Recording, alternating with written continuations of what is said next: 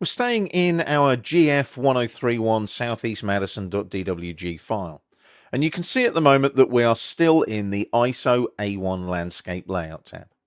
Now, we need to start thinking about placing some scaled viewports in the Layout tab so that we can start getting some scaled views from the Model tab onto our sheet, ready to communicate our design intent. So, in order to do that, go to the Home tab on the ribbon, go to the Layer Properties button on the Layers panel, and open up the Layer Properties Manager. Now, I'm just going to expand out the names of the layers there so that we can see what we're doing. There we go. And I'm also going to expand out the plot column there as well. There's a reason for that. Now, if we scroll all the way down, you can use the wheel or the slider bar for this. You can see we have a viewports layer like that. There's the viewports layer. Now, you'll notice there's a little no entry symbol on the plotter in the plot column. Now, that's telling AutoCAD not to plot the viewports layer. It's like a little toggle. If I click on it, no entry symbol means that it will plot. Click on it again, no entry symbol there means it will not plot. We don't want our viewports, the edges of our outlines of our viewports, to plot. They're there for our reference. Otherwise, you'll have all these big rectangles everywhere on your PDF when you actually plot the drawing out. So make sure that viewports is there and it's set not to plot. You can leave the color and the line type and everything. And if you double click on the little sheet next to viewports, that'll make viewports the current layer. You can see it there at the top of the Layer Properties Manager. So close the Layer Properties Manager, and you'll see in the Layers panel, viewports is the current layer. Now we need to place some viewports in the ISO A1 Landscape Layout tab. Before we do that, jump back to the Model tab. Double click on the wheel in the Model tab to zoom extents. There's our floor plan. I've got to fit all of that floor plan into that itty bitty rectangle there. That's my title block. If you zoom in, that is my title block. I've got to fit it in there. That's why we use scaled viewports. Everything in the Model tab is drawn real life, real size. Then we scale it in a viewport on our title block, on our sheet, to communicate our design intent. We don't need the title block in the Model tab anymore, so just click there, drag a window selection over all of it so it's all selected, right click and erase like so. Double click on the wheel again to zoom extents. It's good CAD practice to do that when you're jumping between model and layout. Get into the habit of zooming to extents each time when you do that, just so if somebody else opens a drawing later on, they can see what's going on.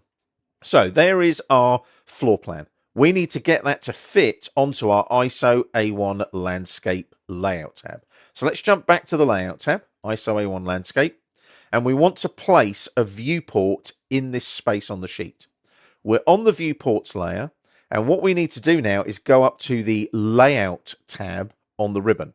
Not the Layout tab bottom left, but the Layout tab on the ribbon, the blue contextual Layout tab. It will always appear when you're in a Layout tab in the drawing. Now, looking at this, you can see we have a Layout Viewports panel. And if I click on the flyout here, I can have a rectangular, a polygonal, or an object-based viewport. An object-based viewport, you draw a circle, convert it to a viewport, for example. We're just going to use rectangular for the moment. So click on rectangular and it'll ask you for the corner of your viewport. Now this is just like drawing a rectangle or a selection window. What we're going to do, we're going to come up here. Don't go right into the corner to the endpoint snap. Come out slightly and then left click. Drag your viewport like that. Take it to about there and left click again. What AutoCAD does is it now sizes everything to fit that viewport from the Model tab. It's in essence doing a zoom extents in the viewport that you've just created. Now that viewport at the moment is at a random scale. It's not at a fixed scale. So what we need to do is double click inside the boundary of the viewport. So get the crosshair somewhere inside, double click on the mouse.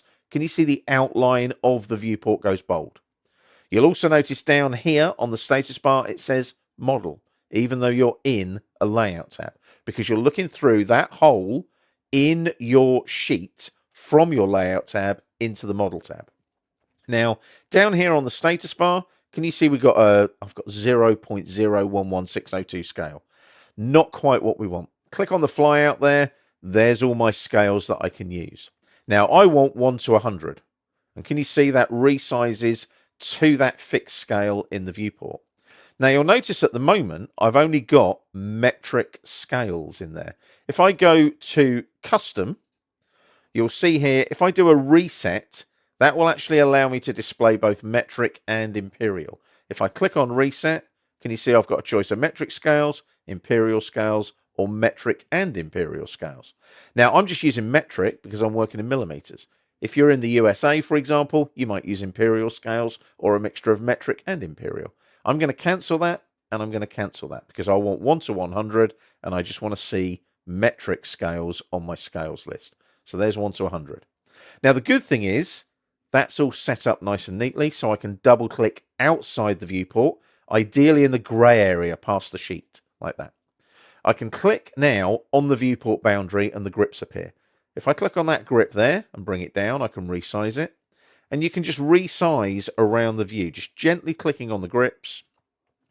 And then the good thing is you're kind of rationalizing the space that the viewport takes up. With the viewport still selected, right click and select move on the shortcut menu. Pick the top left corner and just take it up a bit over to here. Now you can move it around any way you like. I suggest about there. That's fine. So now we've got a nicely placed 1 to 100 viewport in our title block. Select the viewport, down here to the status bar, lock the viewport scale. Always important to do that, and then just hit escape a couple of times to deselect that viewport. Now you can have as many viewports as you like on your sheet. I'm going to place another viewport now, and this viewport is going to be at a different scale, and we're going to zoom in to the restrooms on the floor plan. So I'm going to go back up to rectangular here, like so. There's rectangular, and I'm going to click there, drag to about there, and click again. There's another viewport. Can you see it zoom to extents in that viewport as well? I'm going to double click inside the viewport. As you can see, it goes bold, like so. And then I'm going to zoom in on the restrooms. Can you see the restrooms there? Like that. So there's the restrooms in that particular viewport. Again, we've got a weird scale. Can you see that there? 0.26163. I'm going to go for 1 to 40. That fits quite nicely in that viewport. 1 to 40 works. Experiment with the scales. If I went to 1 to 50, that's a little bit too small. So 1 to 40. Could we get 1 to 30 in there?